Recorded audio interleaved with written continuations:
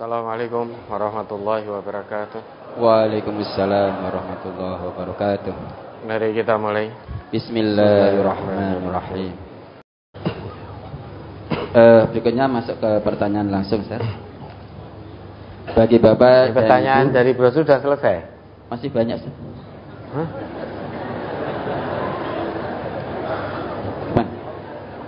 Disambung minggu depan, Ustaz. Ya, ini berarti dijawab pekan depan. Boleh. Bapak dan Ibu sekalian yang mengendaki pertanyaan langsung, silahkan menyebutkan nomor mic terlebih dahulu. 5 nomor 38 Nganjuk 10 nomor 38 29 Nganjuk 38 5, 10, 29. nomor 6 38 Pak 38 Cukup sementara. 5, 10, 29 dan 6. Mudah-mudahan nanti waktunya cukup. Maka kami harapkan yang bertanya singkat dan tepat. Baik, silakan nomor mic 5 dipersilahkan. Assalamualaikum warahmatullahi wabarakatuh. Waalaikumsalam warahmatullahi wabarakatuh. Perkenalkan, nama saya Sururi dari Sumber Simo Boyolali dan dari Simo 2. Di sini mau tanya Pak Ustadz, bagaimana hukumnya menelan telur mentah? Hah? Apa? Hukumnya menelan telur mentah. Ya.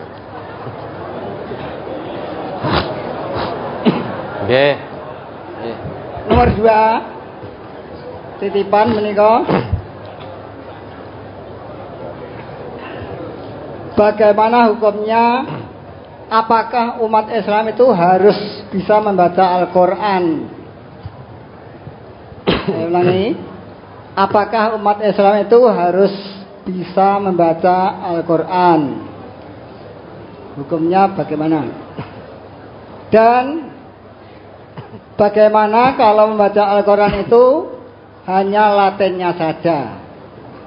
Ini hukumnya bagaimana? Sekian. Wassalamualaikum warahmatullahi wabarakatuh. Waalaikumsalam warahmatullahi wabarakatuh. Hukumnya menelan telur mentah. Ini biar strong gitu kan.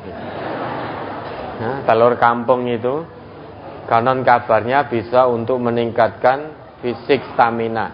Wallahu alam betul apa tidak, kita juga tidak tahu. Hukumnya bagaimana? Boleh-boleh saja, monggo nek panjenengan kerso. Ya. Ini tidak ada perintah dari Nabi, tidak ada larangan dari Nabi, berarti sesuatu yang mubah, boleh.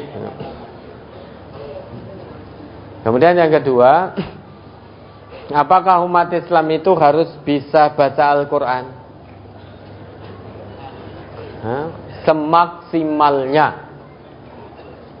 Kalau ternyata kenalnya Islam sudah usia sepuh misalkan, untuk belajar sebagaimana waktu dulu muda itu sulit. Maka faqra'u ma tayassara lakum minal Quran. Itu dalam sholat baca yang paling mudah. Itu semaksimalnya begitu. Kalau sudah usia sepuh, ya, memang Quran itu Allah mudahkan bagi siapapun yang mau berusaha, akan Allah tunjukkan jalan. Bahkan Nabi kita bersabda, barang siapa yang belajar Al-Quran kemudian dia terbata-bata, mengalami tingkat kesulitan yang tinggi, tetapi dia tidak putus asa, terus berusaha belajar, janji Nabi falahu ajroni, dia dapat 2 pahala. Bagi yang belajar langsung lancar, dia dapat 1 kebaikan, 1 pahala. Oh, kalau begitu saya tak pura-pura terbata-bata saja, gitu.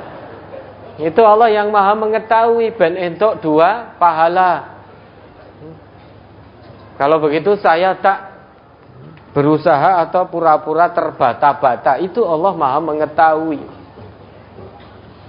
diajari alif lam mim alama. Alif lam mim, alif lam mim, pendek terus, berusaha terbata-bata biar dapat 2 pahala. Itu Allah Maha mengetahui. Tetapi bagi yang memang betul-betul kesulitan, ya tak betul, falahu ajroni. Falahu ajroni, 2 pahala.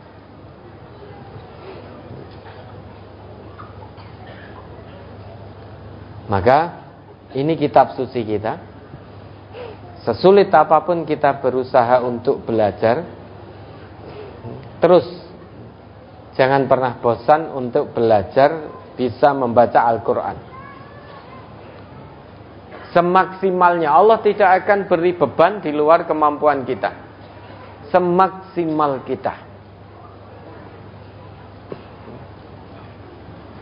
Semaksimal kita. Jangan pernah bosan berhenti untuk belajar Al-Quran. Setidaknya belajar cara baca panjang pendeknya. Makhrotnya, kalau bagi yang sudah sepuh-sepuh, makhrot itu sulit sekali, sangat sulit sekali. Apalagi yang sudah giginya ompong semua. Sudah kami sol-solen. Hampir kami sol-solen. Beliau ngendiko bahasa ibunya saja, bahasa Indonesia atau bahasa Jawa, itu sudah tidak bisa ceto. Apalagi suruh makhrot. Ini hamas, ini syiddah, ini rohwah. Sulit sekali sudah. Mengingat hamas, rohwah, syiddah itu kelingan-kelingan gitu. Apalagi diajari sudah sepuh, diajari ai uba, pakai kertasnya kabur bak itu, pakai tisu gini biasanya. Ai uba, belum lulus, randang sido maca Quran nanti. Maka pengajar-pengajar tahsin di MTA, bijaksanalah panjenengan dalam ngajar tahsin. Jangan semua anak didik disamakan dengan kemampuan panjenengan. Likul kalimin nas ala qadri uqulihim. Bicara dengan lawan bicara sesuai kadar kemampuan. Kalau memang itu dalam usia-usia pendidikan, masih kecil, remaja, muda begitu, silahkan jenengan ai ubae tenanan. Sampai kabur ai ubak, urung lulus tidak apa-apa. Belum lulus tidak apa-apa. Karena itu masa usia belajar. Masih bisa untuk berubah. Tapi kalau jenengan ngajari bapak-bapak atau ibu-ibu seusia sepuh 50 ke atas, 60, 70, lah kok kon ai ubak nganti peneri piye terusan? Berarti jenengan tidak menguasai kemampuan lawan bicara yang sedang jenengan ajari. Egois kalau begitu. Maka ini tahsin di kita ya, pengampu-pengampu tahsin ini yang ngampu sepuh-sepuh, makhrotnya jangan angel-angel. Makhrotnya jangan angel-angel, jangan seperti ketika panjenengan mendidik siswa-siswi LPPT. Kalau ai ubak rodok kabur sithik ndak apa-apa. Baba wali babna minal mubni. Itu orang tidak terlalu kol-kolah juga ndak apa-apa. Yang penting panjang pendeknya betul, tajwidnya, gunnahnya, idharnya itu betul. Jangan suruh ngapalkan ini syiddah, ini rohwah, ini imalah. Lah sekarang sudah sepuh, mau mengingat bacaan itu, istilah-istilah itu sulit sudah. Sulit. Iki tadi bacaan apa ketemu, iki bacaan apa sidah, apa rohwah. Untuk nyebut rohwah saja sulit. Rauhah itu kan. Rohwah, rauhah. Rohwah, rohwah, rauhah gitu. Sulit sudah.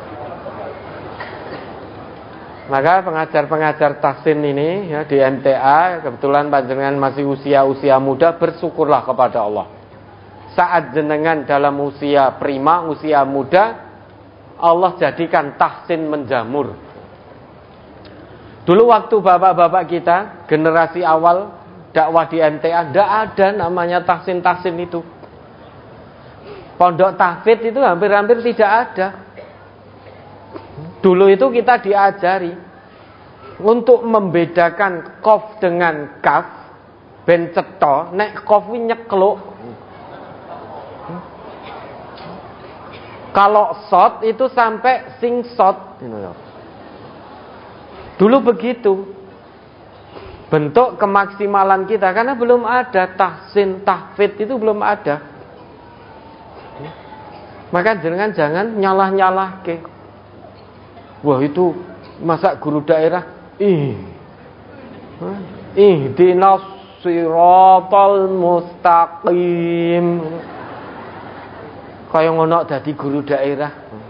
Sombong sekali panjenengan. Bersyukurlah kepada Allah. Saat jenengan di usia muda, usia prima, Allah hadirkan tahsin menjamur di mana-mana ada. Di mana-mana ada. Dulu beliau-beliau itu tidak ada. Bahkan banyak yang otodidak gitu.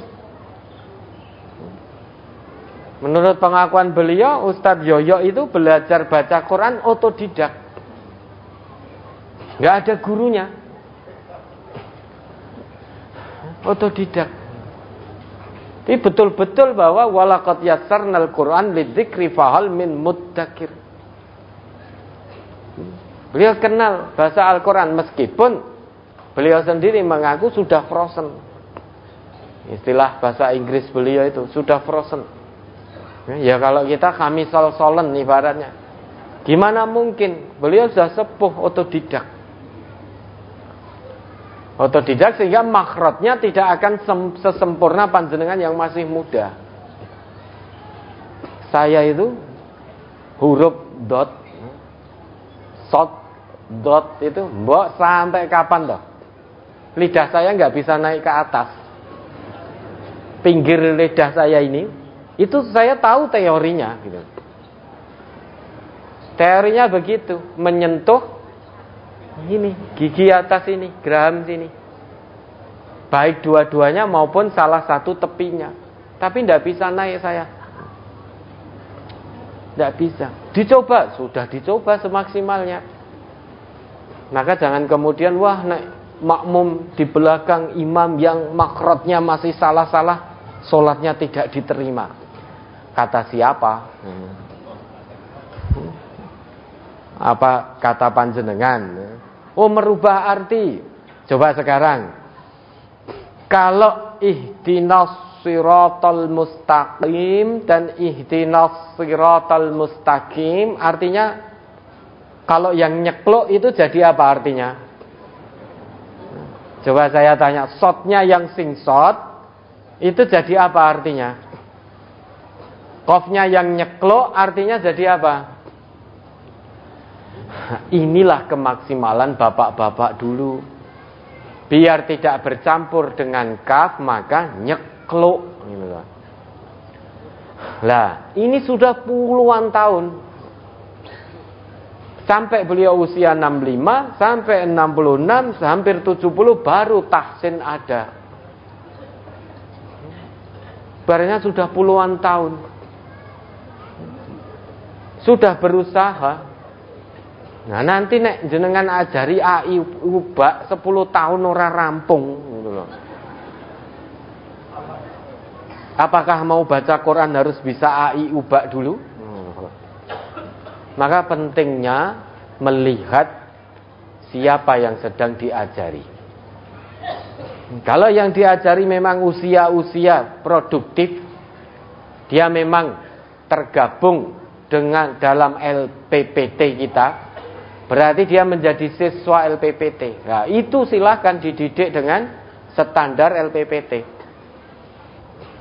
Namun jika beliau memang sudah sepuh-sepuh, sudah diajari saja cara baca. Makhraj hanya diberikan saja. Makhraj, oh ini begini, namanya ini. Sudah, besok jangan ditanya.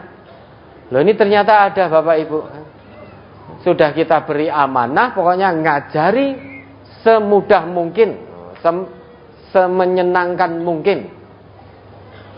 Rasa terlalu wangel-wangel. Yang penting panjang pendeknya tajwid, idhar, ghunah, ikhfa, idgham bila ghunah dan lain sebagainya. Ternyata setelah beberapa pertemuan, besok ada ditanya satu-satu, ini apa bacaannya, ini rokhwah apa sidah apa ini, akhirnya doram lebu wes. Iya, bukan yang bersangkutan malas masuk karena sudah berusaha semaksimal mungkin, tapi gurunya saja yang tidak mengetahui kondisi peserta didiknya.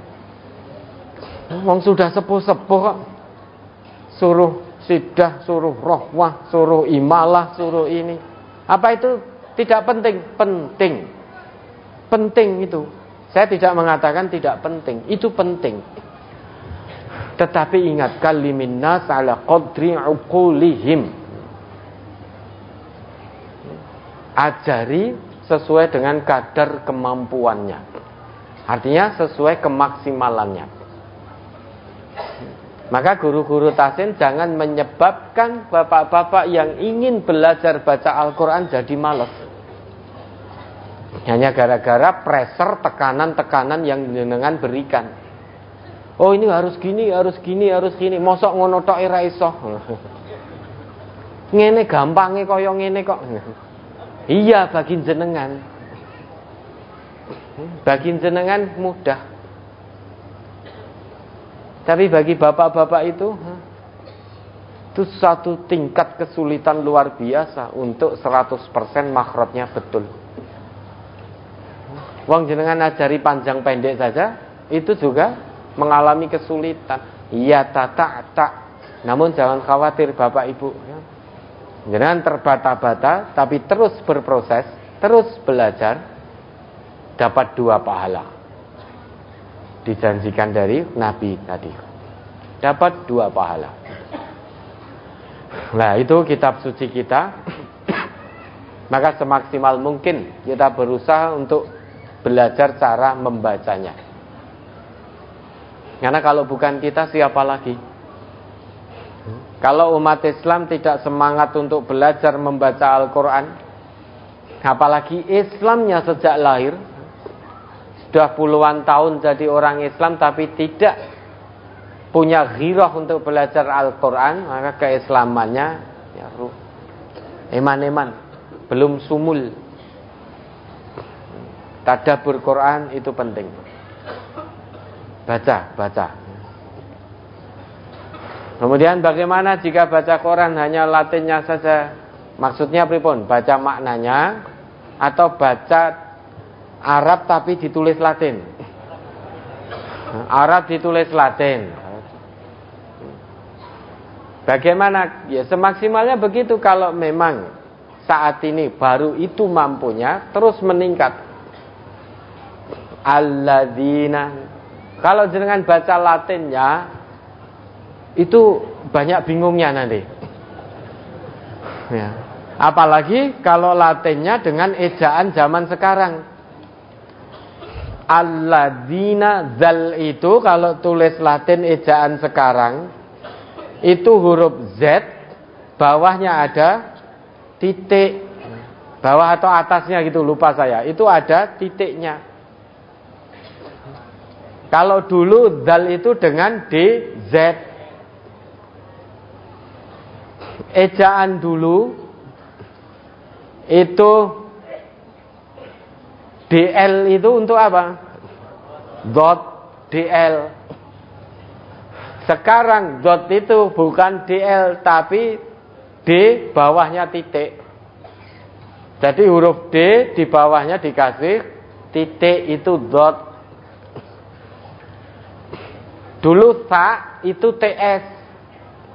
Sa. Iya, sa itu TS dulu. Kalau ejaan zaman sekarang, sa itu huruf S. Huruf S bawahnya pakai titik. Ejaan zaman sekarang. Kalau jenengan baca Latinnya dengan yang ejaan sekarang, tidak akan bisa baca. Tidak akan bisa baca itu karena sudah beda, EZD-nya beda, transliterasinya beda. Oleh sebab itu brosur-brosur kita masih mempertahankan ejaan lama. Kenapa? Biar tidak hanya bisa dibaca oleh generasi saat ini saja, sehingga generasi yang sudah di awal-awal tetap bisa membaca. Dengan perhatikan brosur kita itu DL itu masih dipakai, DH masih dipakai,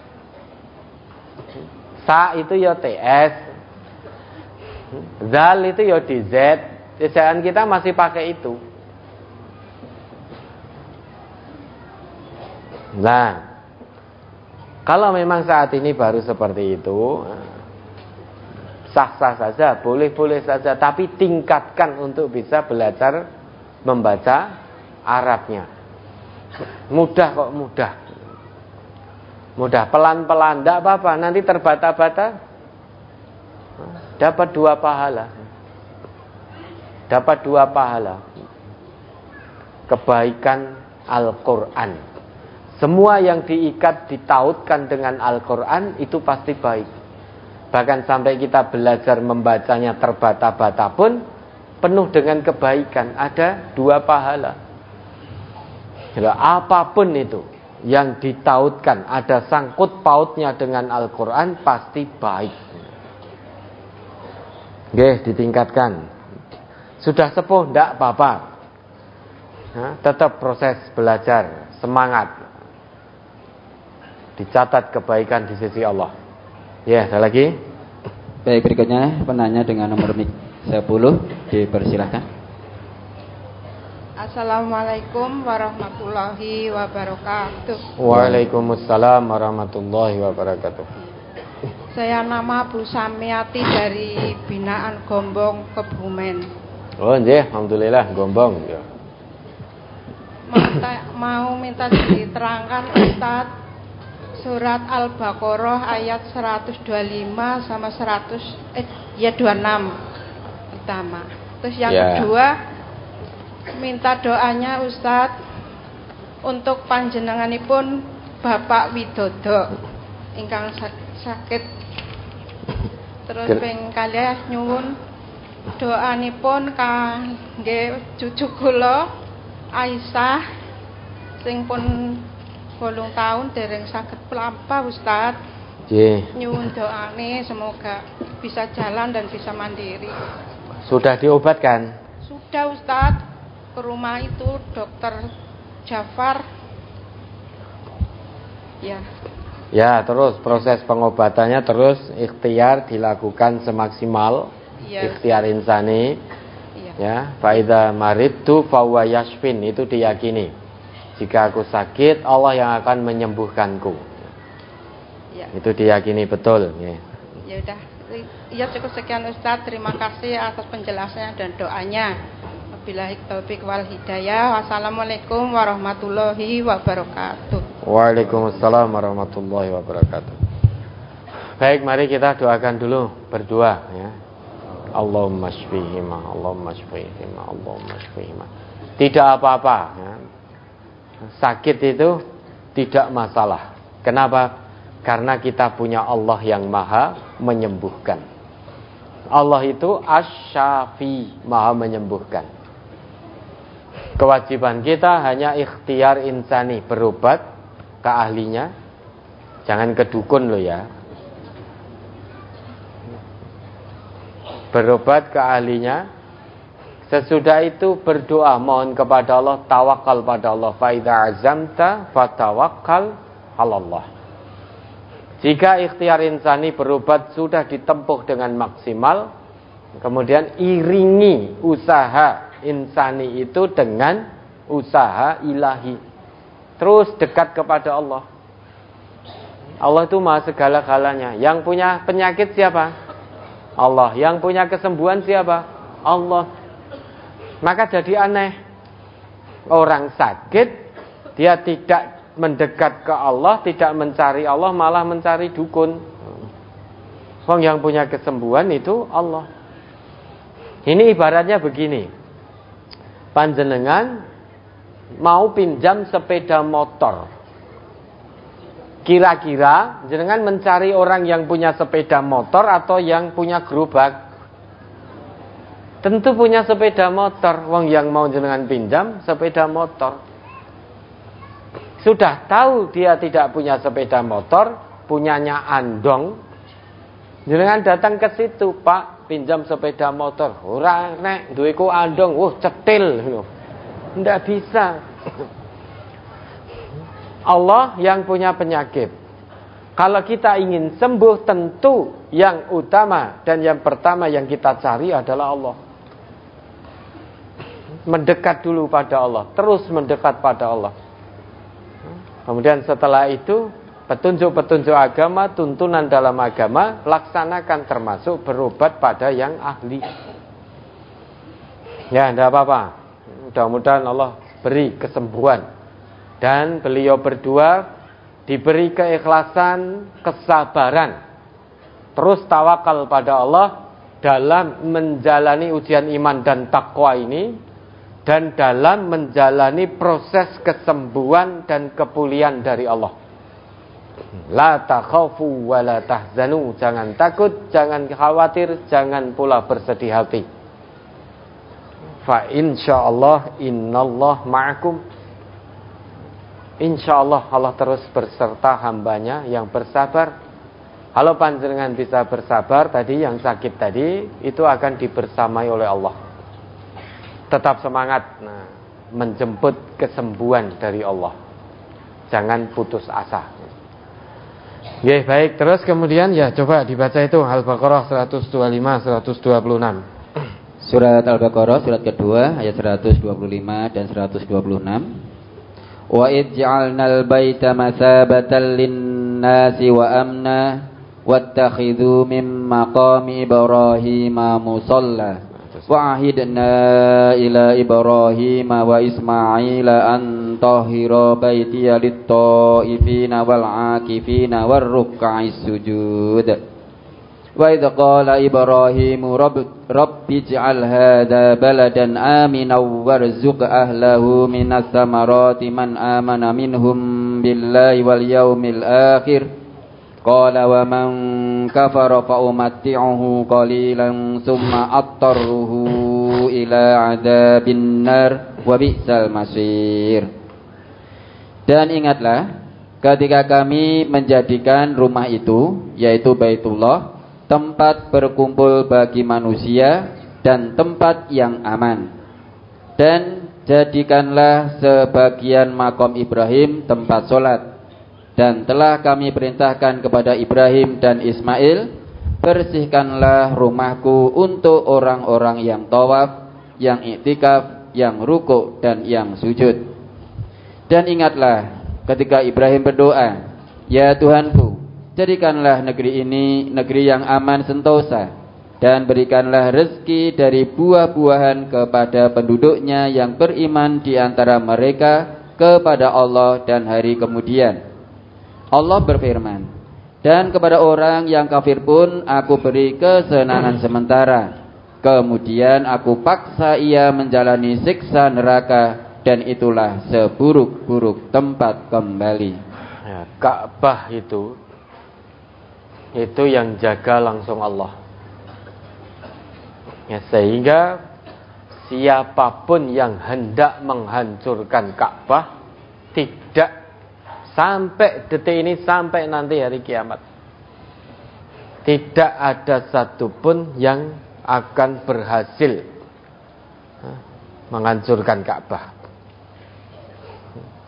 Dulu pernah ada seorang raja, siapa namanya? Abraha, dengan pasukan apa? Gajah. Timur Tengah itu gersang. Kok pakainya gajah? Kok tidak unta? Ya toh? Dulu itu Abraha ini dari mana? Yaman. Yaman itu dulu ijuruyo-ruyo gemah ripah loh jinawi. Air melimpah di mana-mana. Maka hewannya pun gajah. Karena gajah itu dia akan butuh banyak air. Dulu Yaman itu luar biasa. Air mengalir di mana-mana. Air mengalir di mana-mana. Maka ketika mau menghancurkan Ka'bah, pakainya gajah. Kalau sekarang kita melihat Yaman sekarang, kok ya nggak masuk akal. Loh, gersang seperti ini kok pakainya gajah, ipo iso urip gajah kan ya. Ibaratnya dulu itu Yaman itu saking air mengalir di mana-mana. Ibaratnya sungai mereka itu tidak ke bawah begitu. Dia juga datar ini tapi tidak membanjiri. Tidak membanjiri saking banyaknya air yang melimpah. Dengan kekuatan Abraha sekalipun, waktu itu Nabi Muhammad belum diutus. Belum jadi nabi, belum jadi rasul pada waktu itu. Beliau baru lahirnya beliau itu kan Amul Fil, tahun gajah. Namun dengan kekuatan Abraha pada waktu itu menguasai dunia, tidak mampu meruntuhkan Ka'bah. Makanya Ka'bah itu tempat yang aman bagi orang-orang, bagi manusia untuk berkumpul. Jika siapapun yang mau mencelakai atau membuat onar di sana, pasti tidak akan berhasil. Pasti akan tertimpa adab dari Allah, cepat atau lambat. Dan Ka'bah ini dijadikan oleh Allah sebagai mathabatan linnas wa amna. Tempat berkumpul bagi manusia dan tempat yang aman sentosa bagi manusia. Di situ ada makom Ibrahim. Makom Ibrahim itu apa? Bekas tapak kaki Nabi Ibrahim berdiri saat membangun Ka'bah, saat meninggikan bangunan Ka'bah. Beliau berdiri di situ. Nah, sekarang ketika panjenengan ke sana umroh atau haji, di situ ada makom Ibrahim itu. Nah, itulah kemudian untuk panjenengan sholat setelah apa? Setelah tawaf. Sholat di situ, di makom Ibrahim itu. Dulu ditinggikan bangunan Ka'bah itu. Dan Nabi Ibrahim, Nabi Ismail diwajibkan oleh Allah untuk membersihkan Ka'bah, untuk meninggikan Ka'bah. Bagi siapa? Untuk menyambut hamba-hamba Allah yang rukuk sujud di situ. Bukan berarti menyembah Ka'bah, tapi itu kiblat bagi umat Islam. Itu kiblat.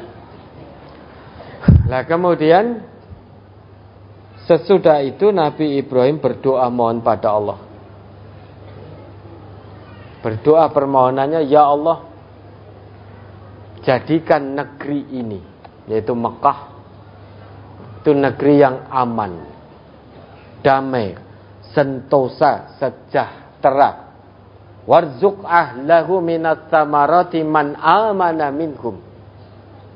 billahi wal yaumil akhir.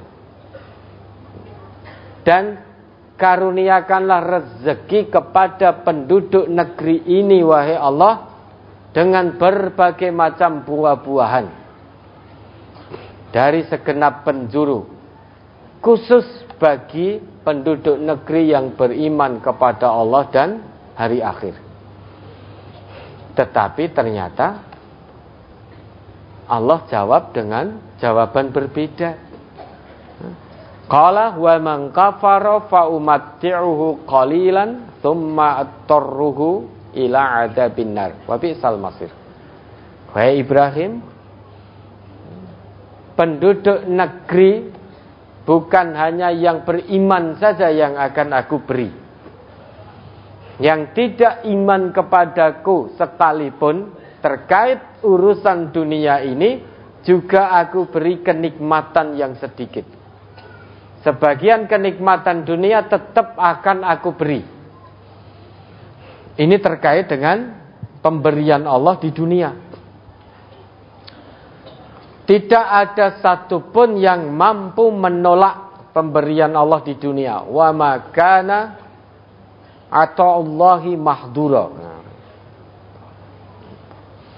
Tidak ada satupun yang bisa menolak kehendak Allah. Baik yang iman maupun yang kafir kepada Allah, terkait dunia Allah akan kasih. Lebih jelasnya panjenengan bisa lihat dalam Quran surat Al-Isra ayat 18 sampai 21 itu. Man kana yuridul ajilata ajjalna lahu fiha ma nasya'u liman nurid. Wa man aradal akhirata wa sa'alaha sa'yuha wa huwa mu'minun. Faulaika kana sa'yuhum mashkura. Kullan numittu haula'i wa haula'i min ata'i rabbik wa ma kana ata'u rabbika mahdura. Ungdur kaifa faddalna ba'dahum 'ala ba'd walal akhiratu akbaru darajatin wa akbaru tafdila. Bagi yang menginginkan kehidupan dunia ini, Allah akan kasih. Bagi yang menginginkan kehidupan dunia, tidak peduli apakah dia seorang mukmin atau dia seorang kafir atau dia seorang musyrik, Allah akan kasih terkait dunia ini. Hanya sebagian dari kesenangan dunia, sebagian kecil saja yang Allah berikan, tidak semuanya. Tetapi lain daripada itu, Allah telah siapkan neraka jahanam yang akan dia masuki kelak dalam keadaan tercela dan terusir. Tetapi sebaliknya bagi yang menghendaki kehidupan akhirat, lebih mengutamakan kepentingan akhirat daripada kepentingan dunia, dan dia berusaha ke arah sana, artinya untuk meraih kehidupan akhiratnya dengan sungguh-sungguh, betul-betul mengedepankan kepentingan akhirat di atas kepentingan dunianya, janji Allah, faulaika kana sa'yuhum mashkura. Mereka itulah usahanya yang akan mendapat balasan yang baik dari Allah.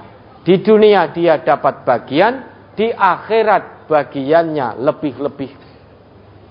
Mendapat bagian yang telah Allah janjikan. Kenikmatan yang mala ainun ra'at wala udhunun sami'at wala khatara ala qalbi bashar. Kenikmatan yang tidak pernah terlihat oleh mata manusia, tidak pernah terdengar oleh telinga manusia, tidak bisa dibayangkan oleh benak manusia. Maka akan dijawab dengan, oleh Allah dibalas dengan kenikmatan yang lebih. Golongan ini kullan numittu haula'i wa haula'i min ata'i rabbik. Golongan yang menginginkan dunia, yang lebih mementingkan kehidupan dunia daripada kehidupan akhirat, maupun golongan yang mementingkan akhirat daripada dunianya, masing-masing akan Allah beri terkait dunia. Wa makana ata'u rabbika mahdura. Tidak ada satupun yang bisa menolak pemberian Allah terkait dunia ini.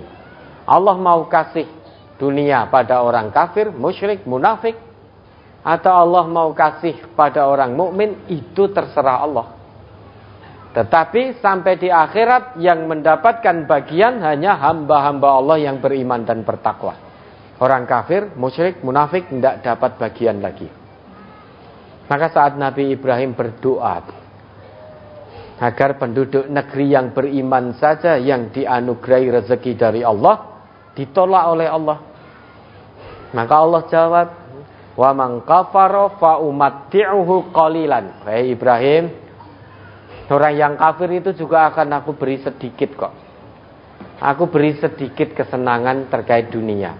Hanya sementara saja toh, wis ben seneng-seneng.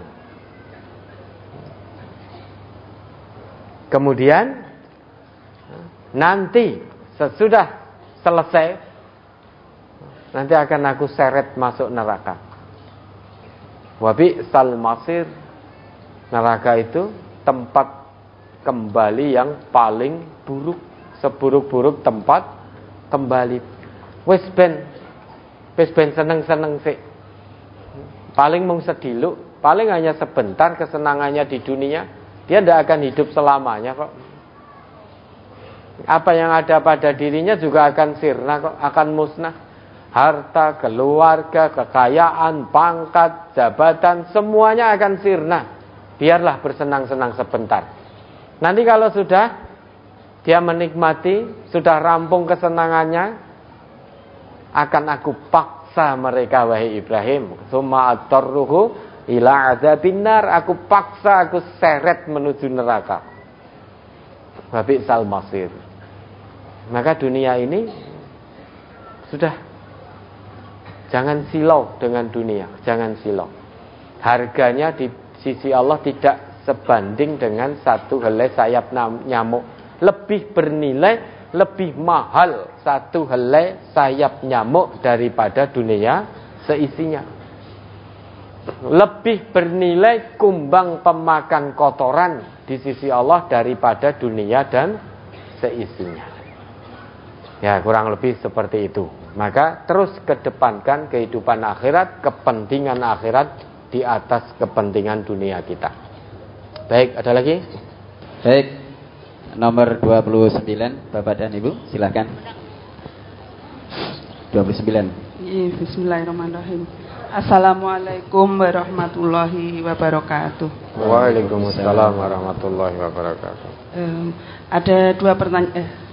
Maaf Ustadz, ini saya dari cabang Loceret, perwakilan Nganjuk, Jawa Timur Ustadz. Saya namanya Ibu Kusmiati. Ada dua pertanyaan yang ingin saya tanyakan Ustadz. Yang pertama, mohon penjelasan terkait larangan ataupun kebolehan tentang berenang dalam kolam renang umum, meskipun bagi wanitanya itu memakai pakaian yang tertutup. Itu yang pertama. Yang kedua, ini ada satu mustami dari kami. Kebetulan rombongan ini tempat duduknya longgar, kami ajak. Jawabnya begini Ustadz, ini mustami belum lama, dulu orang tuanya mengaji Ustadz, terus keluar, terus sekarang putrinya mengaji. Karena tempat duduknya longgar, kami ajak, tapi sama orang tuanya dilarang dengan alasan tidak boleh pergi kalau tidak didampingi mahramnya, begitu Ustadz. Ini bagaimana terkait itu? Mengaten Ustaz, matur nuwun. Assalamualaikum warahmatullahi wabarakatuh. Waalaikumsalam warahmatullahi wabarakatuh. Yang pertama, berenang di pemandian umum campur laki campur perempuan, sehingga ikhtilat di situ. Ada percampuran laki dan perempuan. Apalagi kolamnya sempit. Renang tabrak-tabrakan. Renang tabrak-tabrakan, meski dengan pakaian tertutup. Pakaian tertutup itu kalau basah, ya, dia apa istilah Jawanya ngeplek itu apa? Ngeplek. Iya, kemudian menjadi ketat. Apalagi pakaian kolam renangnya hanya sempit gitu satu. Kemudian renang itu iso tabrak-tabrakan itu. Karena renang itu ya enggak ngulati. Poneh lagi ajar. Gelageben itu. Maka kalau memang ada yang terpisah, jadi kolam laki pisah dengan perempuan, maka pilih di situ. Perempuan, ibu-ibu, remaja-remaja putri itu renang di situ yang terpisah tadi. Nah kan sekarang kan banyak toh kolam renang syar'i, kolam renang sesuai syariah. Itu juga jawaban bagi muslimah yang memang gemar berenang. Itu jawaban dari Allah. Sekarang marak muncul renang, kolam renang syar'i. Ya doakan saja, mudah-mudahan dalam beberapa waktu ke depan pondok kita MTA juga ada kolam renang syar'inya. Kapan itu? Wallahu a'lam. Iya yang tahu hanya Allah. Maka pilih ibu ya, kalau pilih yang memang terpisah.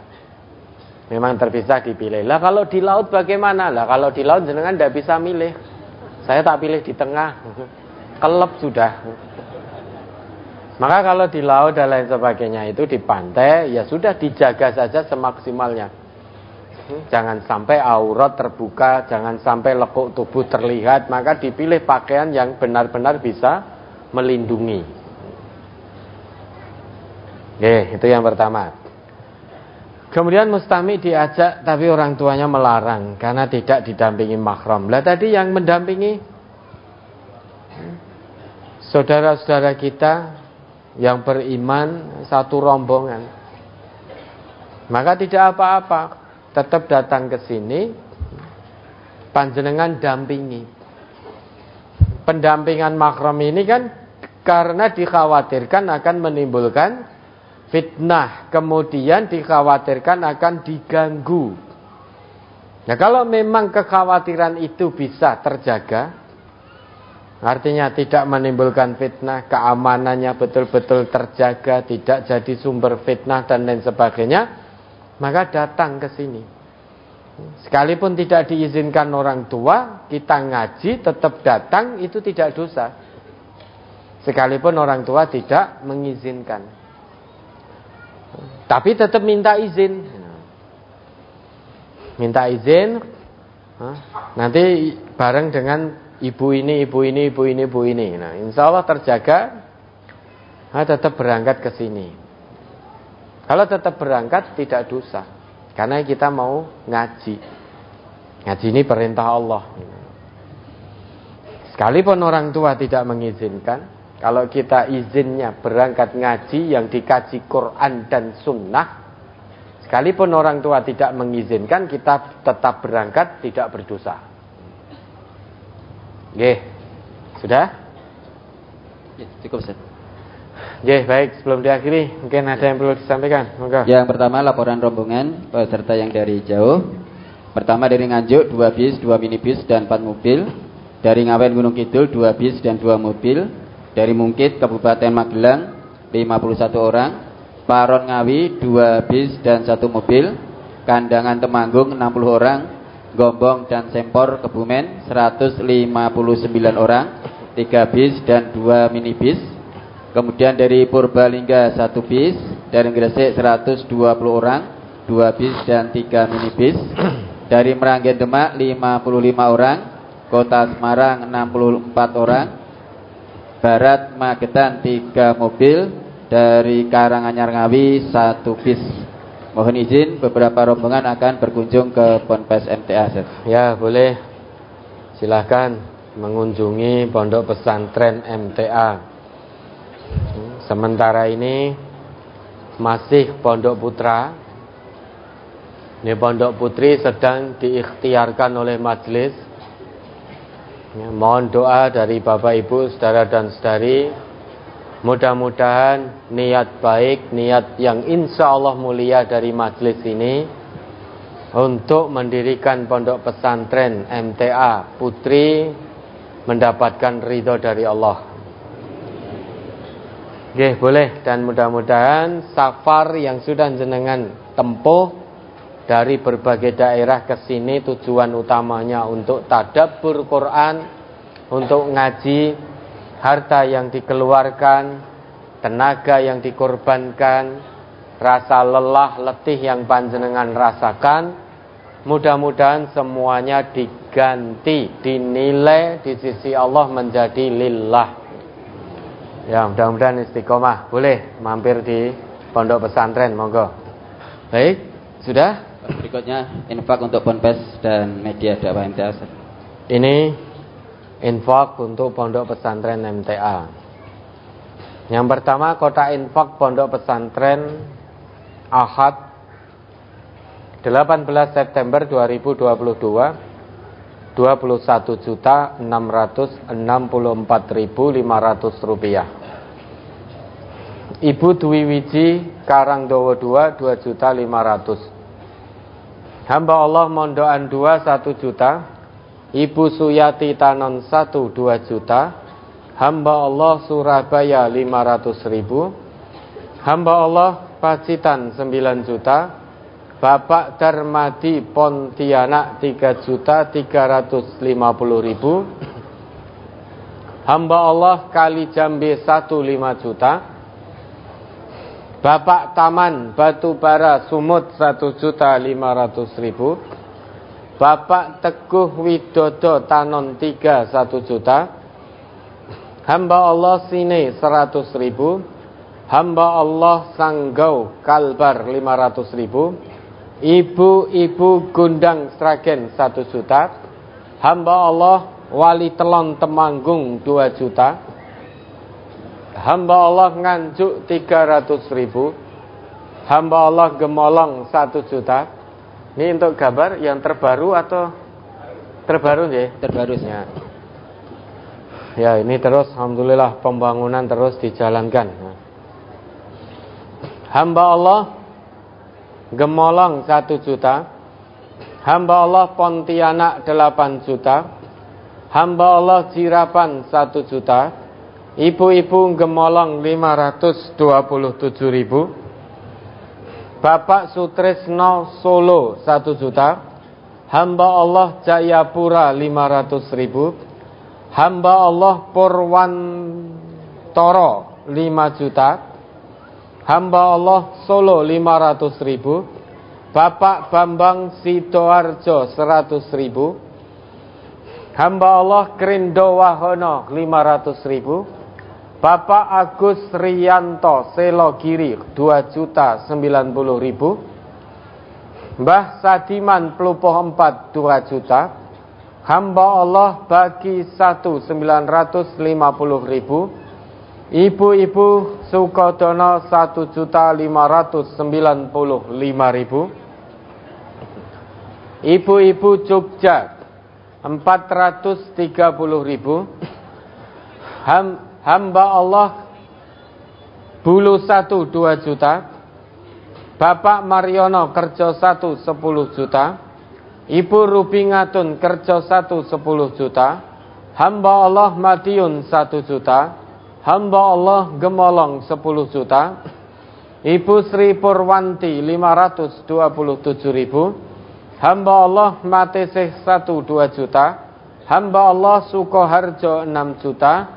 Hamba Allah Buton Sulawesi Tenggara 300.000. Keluarga Bapak Suhono Teluan 4.500.000. Hamba Allah Semin Gunung Kidul 1 juta. Hamba Allah Pakem DIZ 2.500.000. Hamba Allah 500.000. Hamba Allah Karang Malang 3.500.000. Hamba Allah Kebumen 1 juta. Hamba Allah Juwiring 4.500.000. Ibu-ibu Kelodran Barat Colomadu 1.200.000. Hamba Allah Sawangan Magelang 500.000. Hamba Allah Lamongan 1 juta. Adik Rehan Loceret Nganjuk 500.000. Hamba Allah Gresik 500.000. Titi Setiawati Sempor Kebumen 1 juta. Muhtarmin Sumber Lawang 1 500.000. Ibu-ibu Simo 2 1 juta. Hamba Allah 1 gelang emas. Total infak untuk Pondok Pesantren MTA hari ini dari Bapak Ibu, saudara dan saudari dan adik-adik ya, total 128.433.500 rupiah. 128.433.500 rupiah. Bapak Ibu sudah saksikan, pembangunan terus dijalankan, mudah-mudahan Allah meridhoi. Bangunannya bagus bukan? Bagus. Tapi bukan itu yang terpenting. Apalah arti bagusnya bangunan kalau akhlak penghuni-penghuni bangunan itu tidak menjadi bagus. Lebih sulit membangun akhlak penghuni bangunan-bangunan itu daripada membangun bangunannya. Kalau bangunannya ada dana, ada yang mengerjakan, ada arsiteknya, pokoknya yang terlibat di situ, selesai sudah. Tetapi membangun akhlak penghuni bangunan, penghuni gedung-gedung itu tidak ada kata selesai. Terus dilanjutkan. Dan itu generasi kita. Generasi Islam ada di situ. Generasi dakwah ada di situ. Maka mohon doa dari Bapak Ibu, saudara dan saudari, mudah-mudahan tidak hanya bangunan saja yang bagus, namun ada yang lebih penting dari itu. Akhlaknya harus lebih bagus daripada bangunannya. Akhlaknya harus bagus. Karena hanya itu tujuan utama Nabi kita diutus oleh Allah. Innama bu'istu liutammima makarimal akhlak. Bangunan tadi, infrastruktur tadi hanya pendukung untuk kegiatan pendidikan, pengajaran akhlak bagi generasi-generasi kita. Biar akhlaknya kuat, ilmunya kuat, badannya juga sehat, fisiknya kuat. Maka dipersiapkan di situ ruang arena-arena untuk santri-santri berolahraga sesuai dengan hobinya. Ada sepak bola, ada basket, ada voli, kemudian nanti ada futsal, berenang, ada berkuda juga mungkin nanti. Sehingga kewajiban kita itu mengawal generasi-generasi kita ini biar fisiknya kuat. Sekarang akhlaknya kuat, ilmunya kuat, tapi fisiknya lemah. Suruh dakwah ke pedalaman sana, sithik-sithik masuk angin. Kena kipas angin sedikit masuk angin, greges-greges. Kena gerimis tetesan air hujan sedikit, sakit. Nah, ilmunya terus untuk apa? Enggak bermanfaat kalau fisiknya tidak kuat. Suruh dakwah sana, dakwah sini, hujan nih. Lah kenapa? Saya kalau kena gerimis, masuk angin demam seminggu. Nah, sekarang punya ilmu kuat tidak bermanfaat kalau fisiknya lemah. Maka mudah-mudahan ya, Allah meridhoi segala usaha majelis tafsir Al-Quran beserta Bapak Ibu semua untuk mempersiapkan generasi terbaik bagi umat ini. Karena salah satu kewajiban kita saat kita diciptakan oleh Allah adalah sebagai khalifah. Salah satu makna khalifah adalah saling mewarisi kebaikan. Maka anak-anak kita yang di sana sedang kita persiapkan untuk kelak bisa saling mewarisi kebenaran dan kebaikan agama Allah ini. Hanya itu tujuan kita, mencari ridha Allah. Oke, baik, ini kemudian infak media dakwah kita, radio TV. Kota infak radio dan TV Ahad 18 September 2022 5.094.500 rupiah. Hamba Allah Riau 8 juta.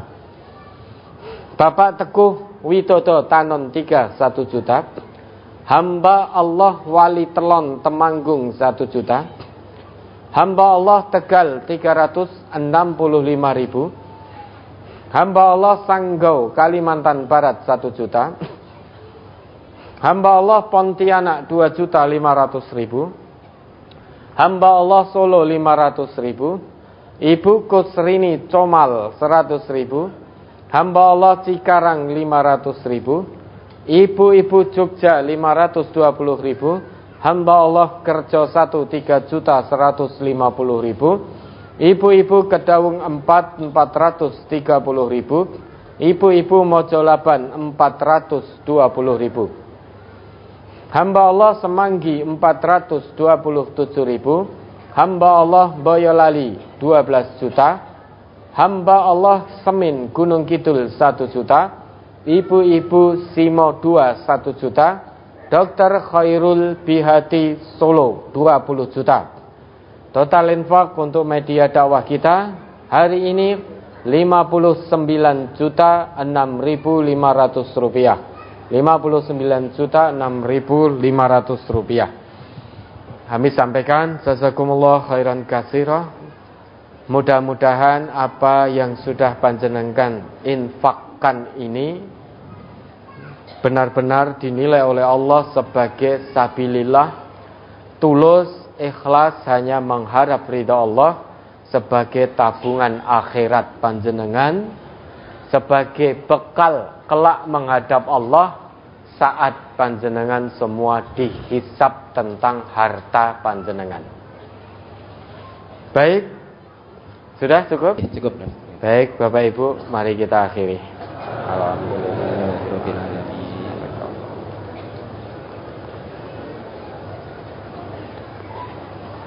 Salam kami untuk keluarga di rumah. Wassalamualaikum warahmatullahi wabarakatuh. Waalaikumsalam.